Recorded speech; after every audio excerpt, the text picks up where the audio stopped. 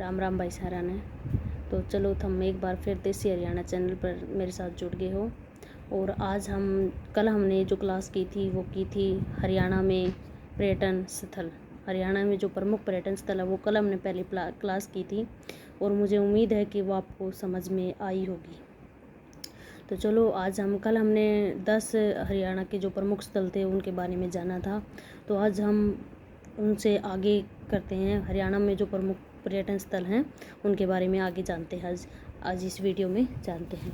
चलो स्टार्ट करते हैं। तो आप मेरे साथ जुड़े रहिए और ज़्यादा से ज़्यादा इस वीडियो को like and share and subscribe करिए, ताकि हर किसी को जो अपने पेपर की तैयारी कर रहे हैं या हरियाणा के बारे में जो जानने के लिए इच्छुक हैं सबको इस वीडियो का लाभ हो सके।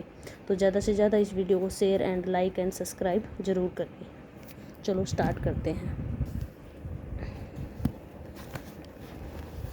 तो कल हमने 10 कर लिए थे, तो आज हम आगे करते हैं। ये है हमारा 11, ठीक है, 11वां। कल हमने 10 कर लिए थे, तो आज हमारे का नाम है 11 का, ये है चंद्रकूप। चंद्रकूप, चंद्रकूप, ठीक है। तो ये कहाँ पे है? ये है कुरुक्षेत्र में। कहाँ पे है? कुरुक्षेत्र में। और इसकी खासियत क्या क्या है? किसने बनवाया था? चंद्रगुप्त जो है वो किसने बनवाया था? ये कहाँ है? कुरुक्षेत्र में है। और ये किसने बनवाया था? ये युधिष्ठिर ने बनवाया था। युधिष्ठिर ने।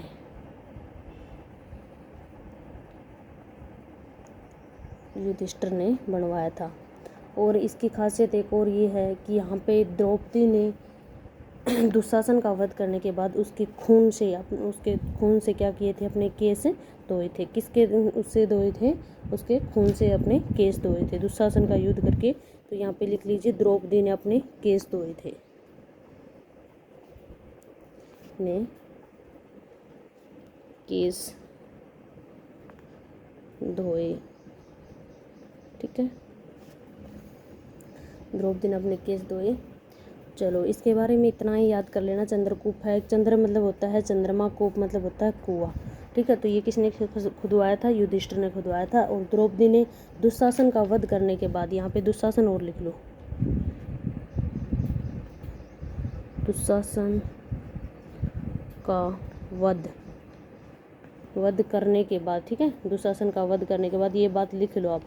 दुशासन का वध करने के बाद द्रौपदी ने यहाँ पे क्या धोए थे? अपने केस धोए थे। चलो अगला करते हैं हम 11 हो गया, 12 करते हैं, ठीक है। तो हमारा 12वां है ये हो गए थे हमारे। तो हमारा अगला है चंद्रकूप से अगला है हमारा कुबेर तीर्थ। कौन सा है? कुबेर तीर्थ।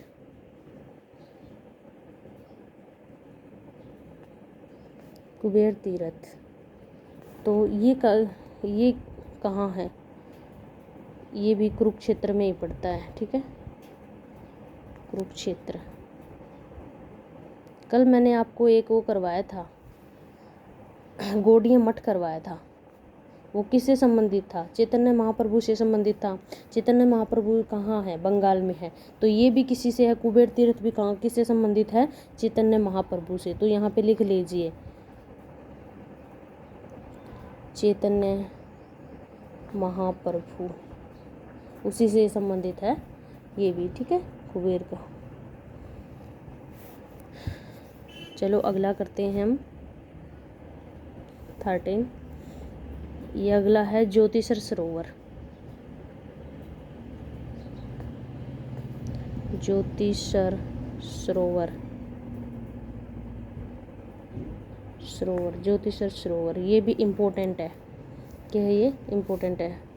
तो यहाँ पे लिख लीजिए इम्पोर्टेंट, ठीक है। ज्योतिषर सरोवर, इसका क्या है? ये भी कहाँ है? कुरुक्षेत्र में है। कुरुक्षेत्र में है, लेकिन इसका क्या है? चबूतरा पक्का है। एक हमने किया था इसमें ही कुरुक्षेत्र में ब्रह्म सरोवर, उसका क्या था? वो पूरा पक्का था। लेकिन ये क्या है? इसका सिर्फ चबूतरा पक्का है, पक्का है। और इसका नाम ज्योतिषर क्यों पड़ा? ज्योति का मतलब होता है प्रकाश, और सर का मतलब पूरा सार। जब कृष्ण भगवान ने अर्जुन को गीता का उपदेश दिया था तो उसका मतलब पूरा सार मिल गया था। ठीक है, तो क्या किया था यहाँ पे, श्री कृष्ण ने अर्जुन को गीता का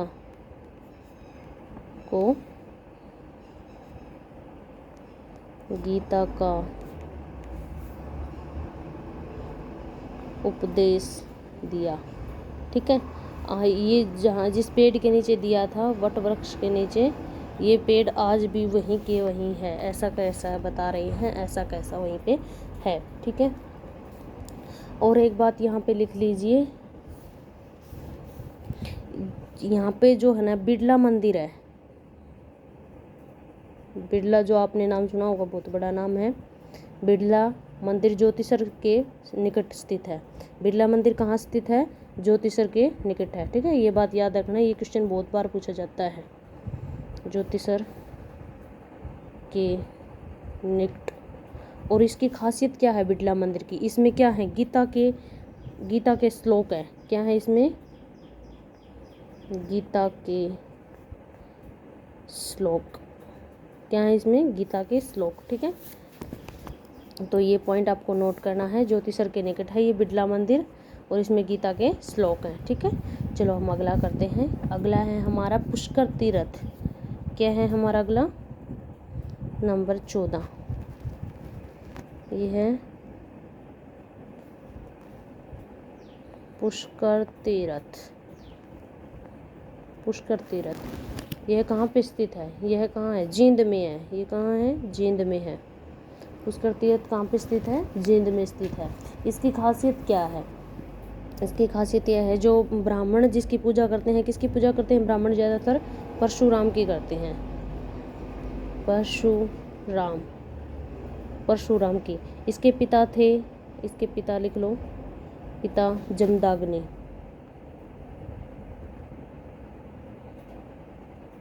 जमदाग्नि थे। इन्होंने यहाँ पे क्या की थी? तपस्या की थी।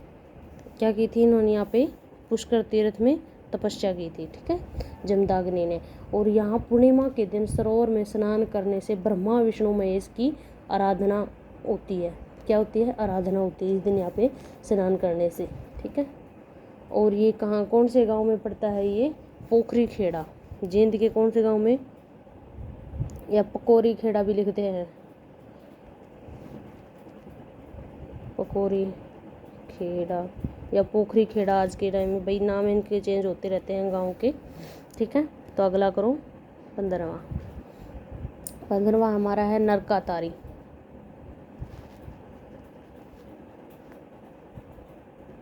नरकातारी, इसकी खासियत क्या है? ये क्यों फेमस है? ये क्यों फेमस है? क्योंकि जो महाभारत का युद्ध था,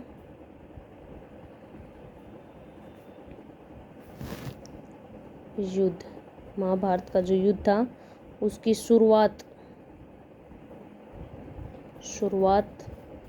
और ख़त्म भी यहीं से माना जाता है और उसकी शुरुआत भी यहीं से मानी जाती है। ठीक है, ये इसकी सबसे बड़ी खासियत है। ठीक है, अगला देखते हैं हम 16वां। ठीक है, 16वां हमारा है बाणगंगा। कौन सा है?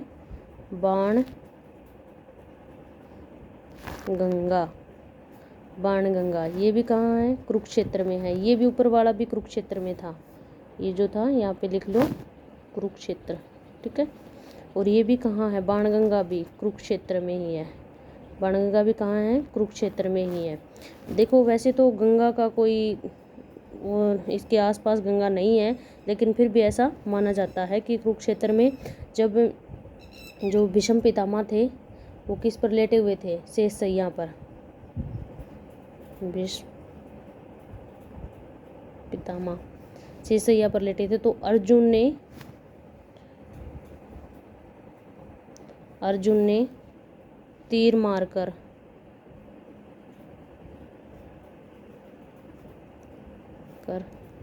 बाणगंगा निकाली थी। जल निकाला था। ठीक है, जल गाढ़ा। उसको क्या थी, प्यास लगी हुई थी, उसे सिया पर लेटे हुए थे और उसको प्यास लगी हुई थी जब अर्जुन ने क्या किया था, तीर मारकर और बाणगंगा को निर्माण हुआ था। ठीक है, चलो अगला हम करते हैं 17।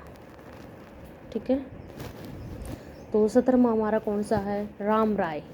कौन सा है, राम राय।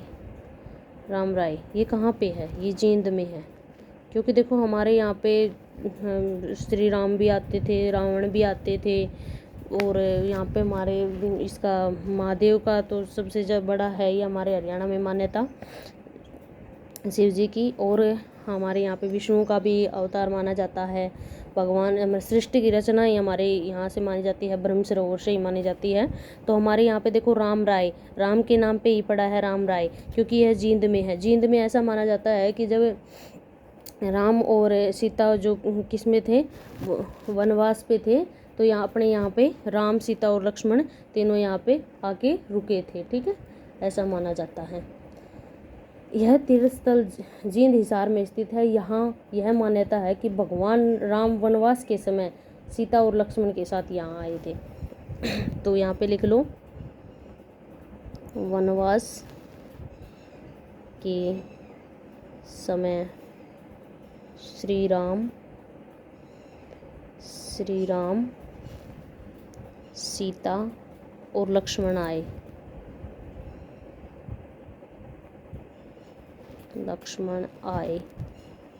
ठीक है, लक्ष्मण आए। चलो अगला करते हैं हम 18। ये कहाँ है, जींद में, ये याद रखना है आपको। 18 क्या है हमारा, पांडु पिंडारा। पांडु पिंडारा, पांडु पिंडारा यह कहाँ है, यह भी जींद में है। कहाँ है, यह जींद में है।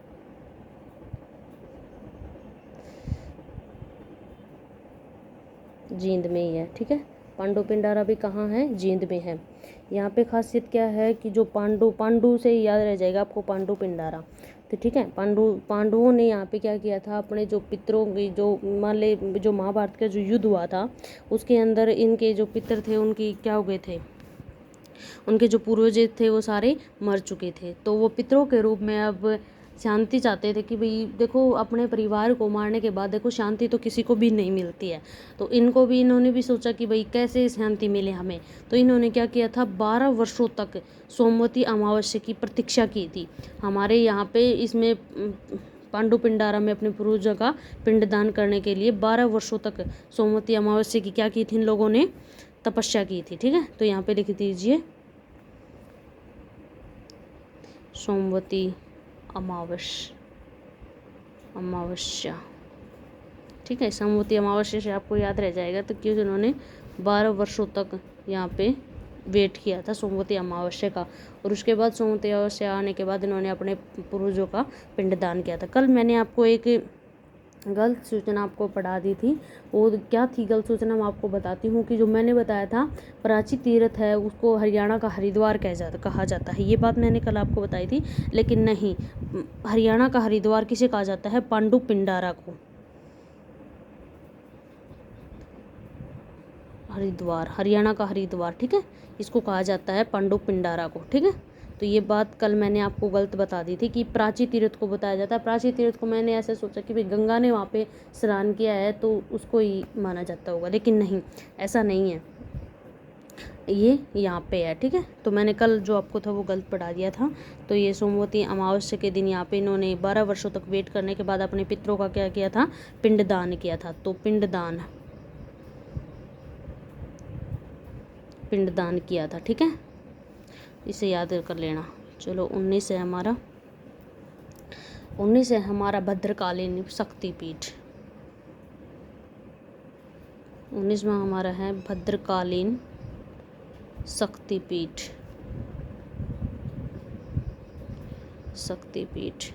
तो इसको हम कैसे याद रखेंगे, भद्रकालीन शक्तिपीठ ये कहाँ पे है, ये है हमारे कुरुक्षेत्र में। कहाँ पे है, कुरुक्षेत्र में। भद्रकालीन जो कुरुक्षेत्र में ही है शक्तिकालीन पीठ। तो इसकी कहानी क्या है, भद्रकालीन शक्तिपीठ की, जो भद्रकालीन शक्तिपीठ है जो शिव जी की पत्नी को माना जाता है, भद्रकालीन उसी का नाम है। तो जब भद्रकाली की ने जो अपनी शादी की थी शिव से, तो उसके पिता का नाम था दक्ष। उसके पिता को ये पसंद नहीं थी, ये शादी पसंद नहीं थी। तो इसके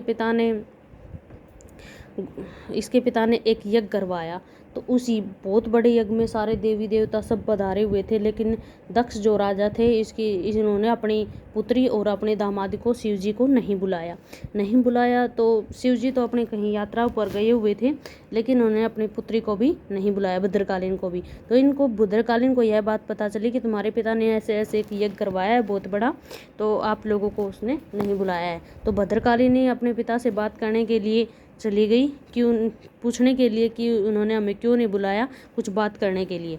लेकिन दक्ष राजा थे, भद्रकाली ने वहाँ पे खड़ी हो गई और उससे बात करने लगी। लेकिन दक्ष जो राजा थे, उसके पिता थे, उन्होंने उसकी कोई भी बात सारी बातों को अनसुनी कर दिया। तब पार्वती ने क्या किया, तब वो उसके पास खड़ी थी और वो वहाँ पे शिव जी की कुछ बुराई करने लग गया। तब क्या किया इसने, भद्रकाली ने गुस्से में आके उस जो यज्ञ हो रहा था, बहुत बड़ा यज्ञ रखा हुआ था, कुंड रखा हुआ था, उसमें आग जल रही थी और उसमें उसने क्या किया, भद्रकाली ने खुद को उसमें कूद गई उसके अंदर।